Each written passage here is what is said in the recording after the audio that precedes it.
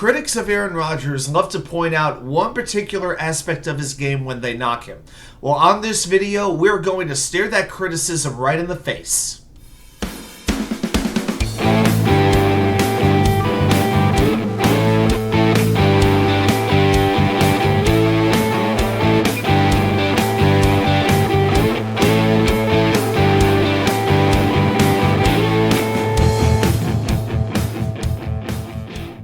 And well, welcome back to New York Sports WickerMedia. I'm Watt2K99. Thank you, as always, for taking the time to watch these videos. Quick reminder, join us every Wednesday night, 10 p.m. for Wednesday Night Live. By the way, on Wednesday's show, I want to give you a little heads up. We're going to talk about the Jets' 53-man roster. The final cuts are coming down on Tuesday. They should be in by 5 p.m., But on this video today, we're going to talk about a player who I think has a chance to make that final 53-man roster. You know, it's hard to say. Might make the team, might not. We're talking about number 8 himself, Aaron Rodgers. Now, Aaron Rodgers definitely has his share of critics. Pretty much any great athlete in the world does. But it seems like when people are looking for a reason to knock Rodgers, they're always going to the same thing. They talk about Aaron Rodgers in the playoffs. You know, Aaron Rodgers won a Super Bowl back in 2010 when he was, a pretty young starter in the NFL. But ever since 2010, the Packers never got back to a Super Bowl.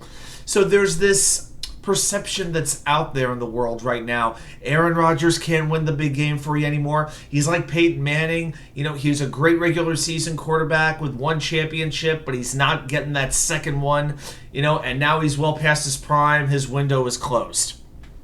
Well, I want to talk a little bit about this, and I want to address a couple of things about Aaron Rodgers' stats in the playoffs, and I also want to talk about the Packers as a whole and why Rodgers may have as good a chance to win as he has had in a long, long time.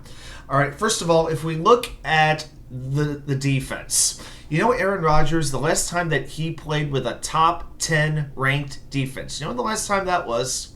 2010. It has been 13 years. The last time Aaron Rodgers had a top 10 defense to complement his brilliance was the year that the Packers went to the Super Bowl and won it, by the way, against Pittsburgh.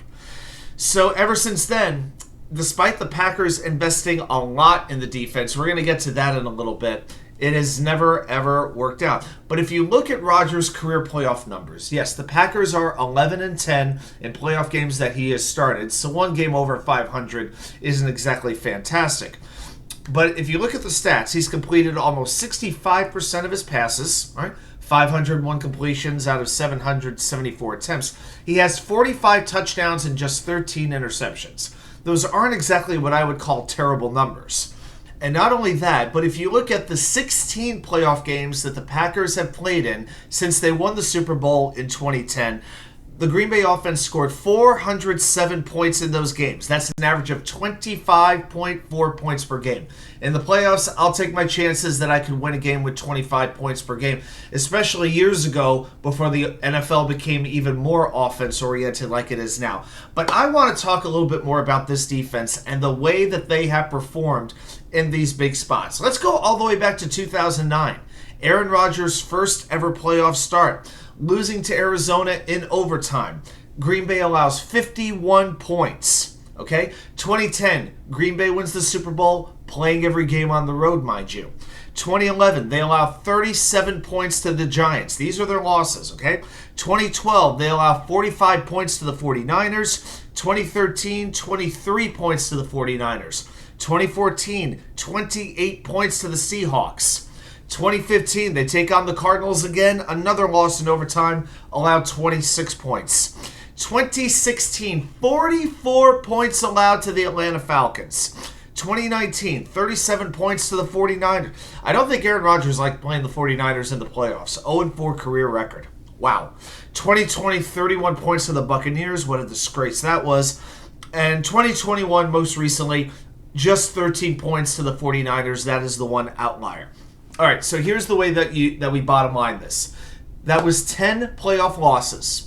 The Packers allowed 335 points in those games, which of course is 33.5 points allowed per playoff loss. And then what did the Packers ever do to help him? What did the Packers do to help Rodgers? Do you know the last time that the Green Bay Packers drafted a skill position player in the first round? Running back, wide receiver, or tight end? The last time was 2002 when they drafted Javon Walker. Before Rodgers was ever there. But then let's bring it more recent. Since 2011, the Packers have drafted just one offensive player in the first round. That was in 2020, right after the NFC title game against San Francisco, when Raheem Mostert just ran roughshod over Green Bay, 220 yards. That might have been a time when it would have made sense for Green Bay, to draft somebody to help that front seven, to help out that run defense. And then who did the Packers draft? Their now current starter, Jordan Love. Somehow they blame, I don't know, it's almost like Green Bay blamed this 220-yard performance that Raheem Mostert had on Aaron Rodgers, and they said, yeah, we need to replace him. Yeah, let's replace the greatest quarterback in the history of our franchise and one of the best that there ever was. So the point of what I'm trying to make here, yes, quarterback is the most important position in the NFL, maybe the most position in sports.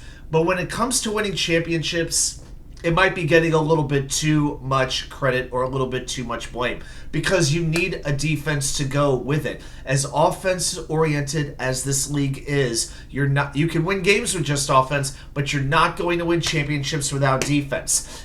Even the great Tom Brady, who everybody loves to exalt as the GOAT, you know how many championships the immortal Tom Brady won without a top 10 defense? 0! Not one. Joe Montana, the real GOAT in my mind, he never won a championship without a top 10 defense either. And that brings us full circle to the New York Jets, where they are right now. This is an absolute top 10 defense despite the level of competition they will be playing this season. They could even be top 5. They are great and they are deep at all the positions where you want to be deep. This defense is talented. This defense is young. They are ferocious and they are deep. They could rush the passer. They could cover these wide receivers, and that will make Aaron Rodgers' job that much easier because now you're talking about playing with a shorter field potentially, and when the Jets are ahead, if Rodgers puts the Jets ahead, that pass rush, which is 8 or 9 players deep, can pin their ears back and go after whoever the quarterback is. And that is the whole idea of complementary football. It's a whole phrase. It's a whole new catchphrase that's become very popular, I think, ever since Eric Mangini. He's the first person I ever heard talk about it. But as Jets fans, I don't think we've ever really had much of a chance to see it in a long time. But it's going to be amazing to see how the defense helps the offense and the offense helps the defense. And for too long in Green Bay, the defense did not give Aaron Rodgers enough help when the games mattered most. And that could be the difference this season. Well, those are my thoughts on Aaron Rodgers and this whole perception about him not performing well enough in the playoffs. I hope this gives a little bit of a different perspective. Let me know your thoughts and comments. Put them right down there in the comments section. Do you believe Aaron Rodgers is still capable of playing at an elite enough level to win a championship? Thanks everybody for watching. I'll see you Wednesday night, and I will see you right back here with more content from you know where. The Wicker Chair.